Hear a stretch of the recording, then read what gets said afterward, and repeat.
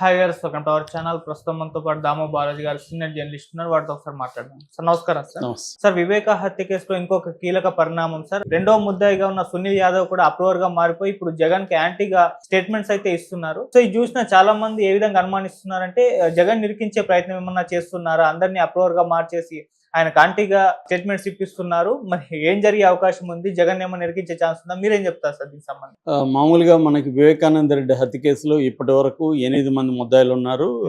A1 గా Erra Gangi Reddy, A2 Sunil Yadav, A3 Umashankar Reddy, A4 Dastagiri, A5 Devireddy Shivshankar Reddy, A6 గజ్జల Uday Kumar Reddy, A7 Bhaskar Reddy, A8 Avinash Reddy. ఇందులో A4గా ఉంటున్న దస్తగిరి అప్రూవర్గా మారాడు. అప్రూవర్గా మారడం వల్లే మిగతా వాళ్ళని భాస్కర్ రెడ్డి, దేవిరెడ్డి, భాస్కర్ రెడ్డి, అవినాష్ రెడ్డి వీళ్ళ ముగ్గురు పేర్లు కూడా యాడ్ చేయడానికి దస్తగిరి ఇచ్చిన వాంగ్మూలం అనేది ప్రధానమైంది.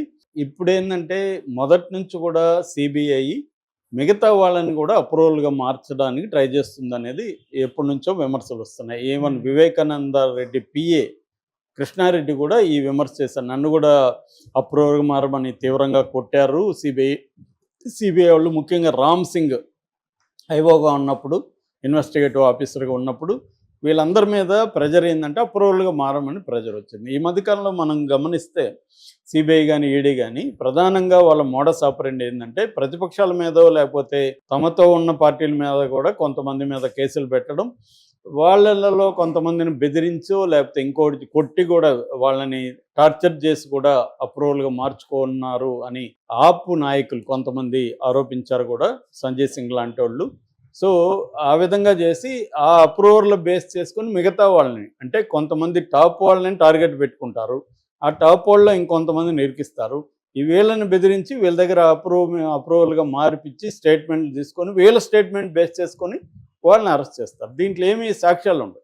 అందుకని మొన్న పార్లమెంట్లో ఆర్థిక శాఖ మంత్రి ఇచ్చిన సమాధానం ప్రకారం ఈ 10 ఏళ్లలో 193 మంది మీద ఈడీ కేసులు పెడితే అందులో కన్విక్షన్ పడింది, శిక్ష పడింది ఎంతమందికి? 2కే. అంటే 1% కన్విక్షన్ రేటు ఈడీ కేసుల్లో ఉందనేది పార్లమెంట్లో చెప్పిన విషయం. అంటే ఏంటి, క్లియర్గా ప్రతిపక్షాలను వేధించడం కోసం వీళ్ళు ఈ మెథడు ఫాలో అవుతున్నారు. వివేకానంద రెడ్డి కేసులో కూడా అదే మెథడ్ ఫాలో అవుతున్నట్టుగా మనకు కనబడుతుంది. అంటే అప్రూవల్గా మామూలుగా అయితే ఒక హత్య జరిగిందని ఎలా నిరూపించాలి, హత్య జరిగిన ప్లేస్ని వాళ్ళు క్షుణ్ణంగా పరిశీలించాలి, ఫోరెన్సిక్ తీసుకోవాలి, హత్య ఆయుధాన్ని సంపాదించాలి, తర్వాత దానికి సంబంధించిన సాక్షులు ఎవరెవరు ఉన్నారో చూడాలి. అట్లాగే మోటివ్ ఏంటి, ఎవరు చంపుంటారు, ఎవరి వల్ల లాభం, అంటే రివెంజ్ ఉండొచ్చు, రివెంజ్ మోటివ్గా ఉండొచ్చు.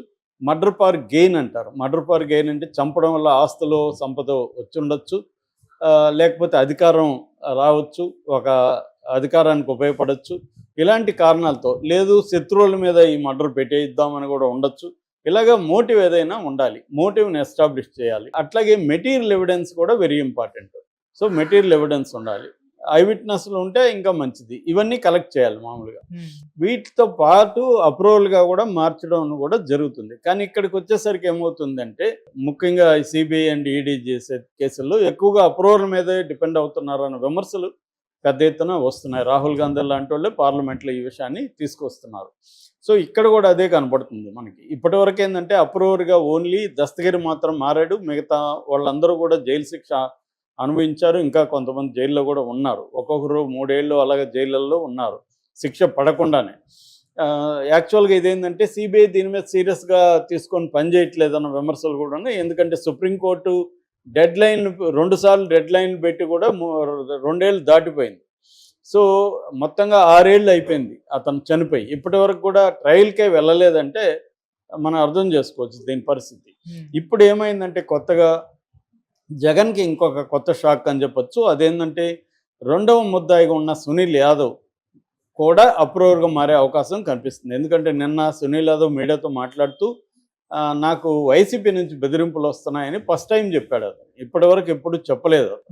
నేను చెంచలగూడ జైల్లో ఉన్నప్పుడు కూడా భయంతో బతికాను, ఇప్పుడు కూడా నాకు వైసీపీ నాయకుల నుంచి బెదిరింపులు వస్తున్నాయని, నాకు ఎవరు చంపారో తెలుసు, ఇవన్నీ చెప్తున్నాడు.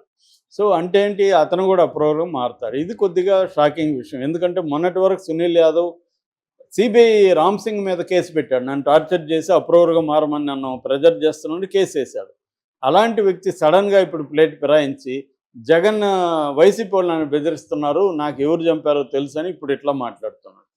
సో అంటే ఇతన్ని కూడా వాళ్ళు లొంగ తీసుకున్నారా, ఇతను కూడా అప్రూవర్గా మార్పిచ్చేసారా, ఇతను అప్రూవర్గా మారడం వల్ల ట్రయల్లో ఏమైనా ఇంపాక్ట్ పడుతుందా అనే విషయాలు చూడాలి. ఎందుకంటే ఓన్లీ అప్రూవర్ల స్టేట్మెంట్లు బేస్ చేసుకొని శిక్షలు వేయరు.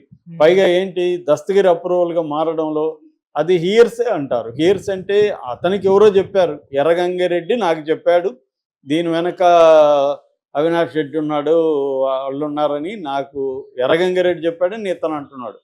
అంతేగాని ఇతనికి చెప్పలేదు. ఇతనికి అవినాష్ రెడ్డి కానీ లేకపోతే భాస్కర్ రెడ్డి కానీ దేవిరెడ్డి కానీ వీళ్ళెవరు ఇతన్ని చంపమని ఇతన్ని అడగల.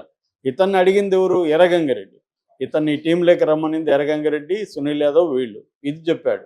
ఇప్పుడు ఇక్కడ విచిత్రమైన కేసు ఎలా ఉంటుందంటే, ఇతనేమో అప్రూవర్ మారాడు, మొన్నటి వరకేమో ఇతని మీద కంప్లైంట్ ఇచ్చాడు, ఎవరి మీద, సునీల్ యాదవ్ మీద కూడా ఈ దస్తగిరి ఇచ్చాడు. ఇప్పుడు అతను అప్రూవర్ మారిపోయాడు. ఫర్ ఎగ్జాంపుల్ ఈ 6 మంది లేకపోతే 8 మంది అప్రూవల్ మారిపోతే ఏం జరుగుతుందో తెలియదు మరి చట్టం. అంటే అందరూ ఒక నలుగురు చనిపోయి నలుగురు అప్రూవల్ మారచ్చా, ఇద్దరే మారచ్చా, ఒకడే మారాలా, దీనికి అంతం ఏంటి, ఈ విషయాల్ని కోర్టులు తేల్చట్లేదు. ఎందుకంటే అసలు దస్తగిరి అప్రూవర్ మారినాక దస్తగిరిని నిందితుడి స్థానం నుంచి సాక్షి స్థానానికి మార్చేయమని సిబిఐ వెళ్ళింది. సిబిఐ కోర్టు కూడా దానికి అనుగుణంగా ఆదేశాలు ఇచ్చింది.